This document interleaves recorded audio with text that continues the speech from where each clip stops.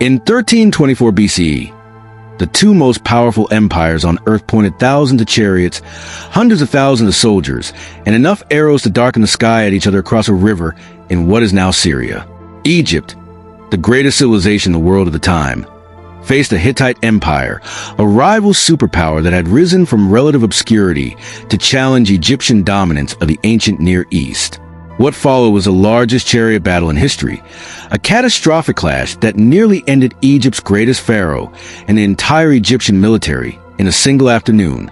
Ramesses II, who would become one of history's most celebrated rulers, was caught so badly off guard that he found himself surrounded by 20,000 Hittite chariots with only his personal guard protecting him from annihilation.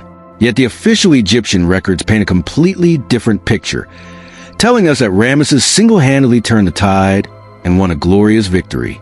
The truth reconstructed from both Egyptian and Hittite records is far more interesting than either propaganda campaign claims, and the aftermath of this battle led to something unprecedented in human history: the world's oldest surviving peace treaty between two superpowers, a document that would influence diplomacy for thousands of years. The Battle of Kadesh in 1324 BC wasn't just a military engagement. It was a turning point in ancient Near Eastern politics, a clash of empires that shaped the balance of power across the entire region for over a century. To understand why, you need to understand the two civilizations that collided on the banks of the Orontes River near the ancient city of Kadesh in modern-day Syria. Egypt in the early 19th dynasty was at the height of its power and influence. The Pharaoh Ramesses II, who had recently ascended to the throne at around age 16, inherited an empire stretching from the Nile Delta to the borders of Nubia in the south and reaching into Levant in the northeast. Egypt controlled major trade routes, commanded enormous military resources, and projected influence across the Mediterranean world. Ramesses was ambitious, energetic, and determined to prove himself as a great military leader and conqueror. The Hittites, by contrast, were a relatively newer power, having risen empire status only about a century earlier under a series of aggressive kings. Their empire was based in what is now central Turkey, with their capital at Hattusa. The current Hittite king, Muwatalli II, had been methodically expanding his empire southward into Levant, bringing him into direct conflict with Egyptian interests. Both empires wanted control of the strategically vital Syria-Palestine corridor, and Kadesh, a powerful city commanding the route between Anatolia and Egypt, was a flashpoint. The city of Kadesh itself was a key objective. Control of Kadesh meant control of the road system connecting the Hittite heartland with the rest of the Near East. It had traditionally been allied with Egypt, but had recently switched loyalty to the Hittites. Ramesses decided this was intolerable and launched a military campaign to recapture it, setting in motion the events that would lead to one of history's most dramatic military engagements. Ramesses organized his campaign with impressive logistics. He gathered an army estimated at 20,000 soldiers organized into 4 divisions, each named after a major Egyptian god: Ammonius, Ra, Ta, and Seth. Each division contained roughly 5,000 soldiers, including chariots, infantry, and support personnel. The army marched north from Egypt through the Sinai and up the coast of Palestine and Syria, a journey of several hundred miles taking several weeks. The Hittites had been preparing too. Muwatalli assembled an enormous force. Ancient sources claim up to 100,000 soldiers, though modern historians consider this greatly exaggerated.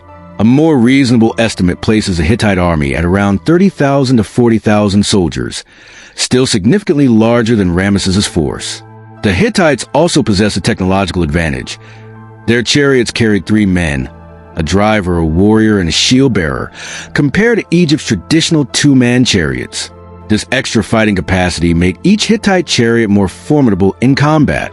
What made the battle so dramatic was the catastrophic intelligence failure that preceded it.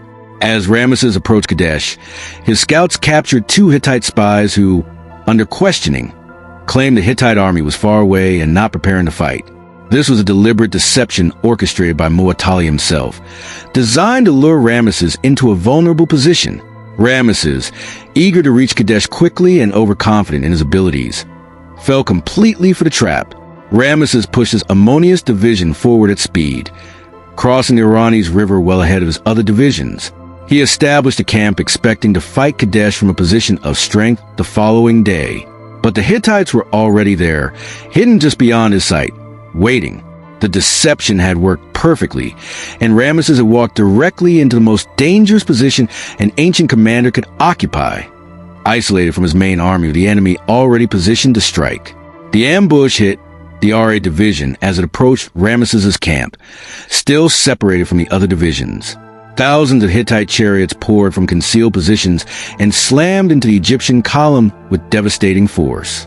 The RA division was shattered almost instantly, soldiers scattering in panic.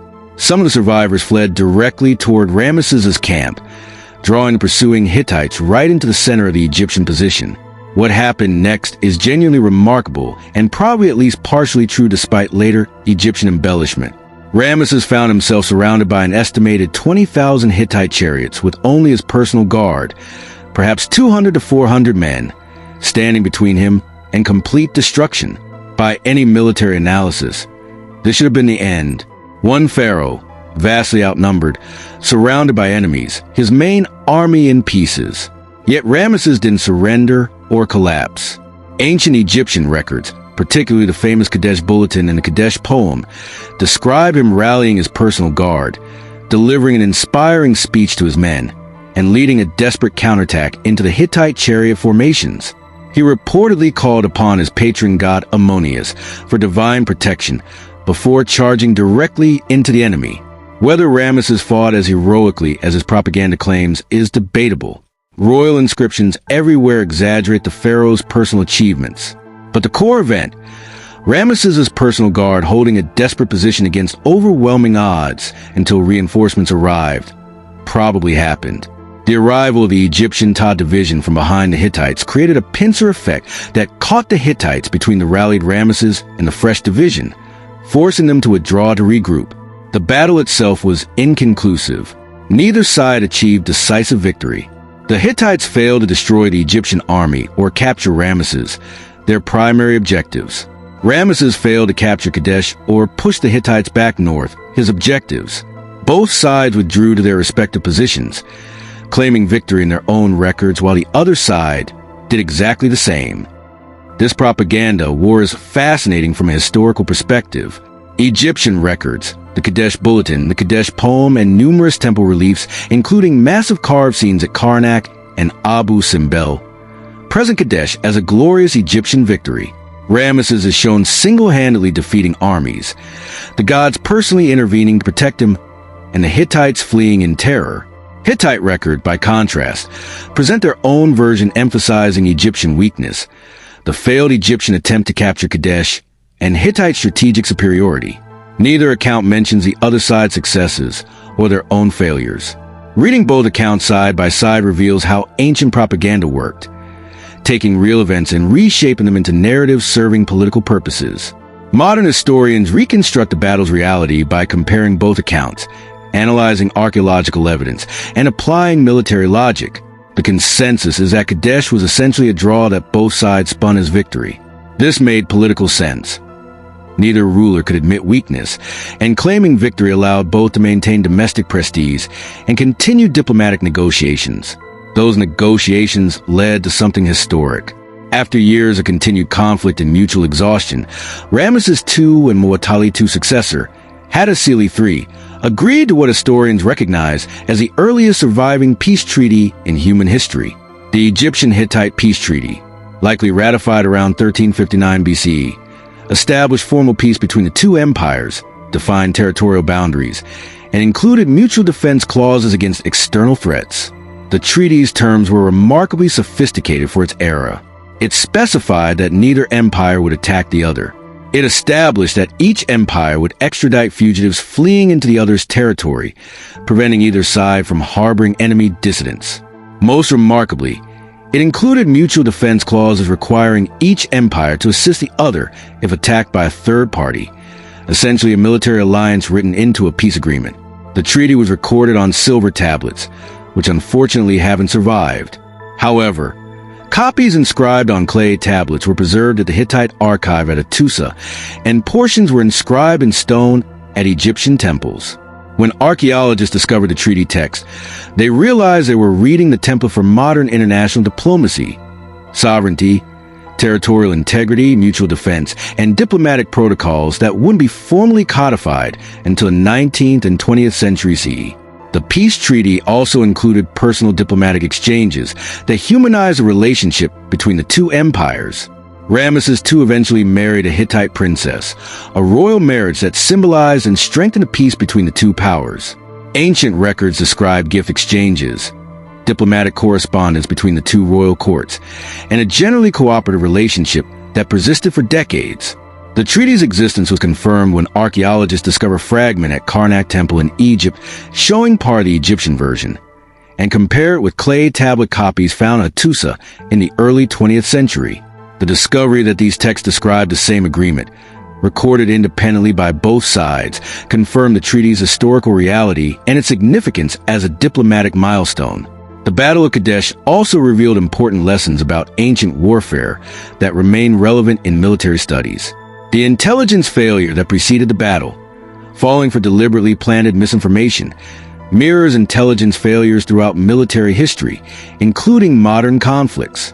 The importance of maintaining army cohesion and preventing isolation of individual units echoes through millennia of military doctrine, and the propaganda responses to an inconclusive battle demonstrate how military history has been shaped by how conflicts are remembered rather than how they actually occurred.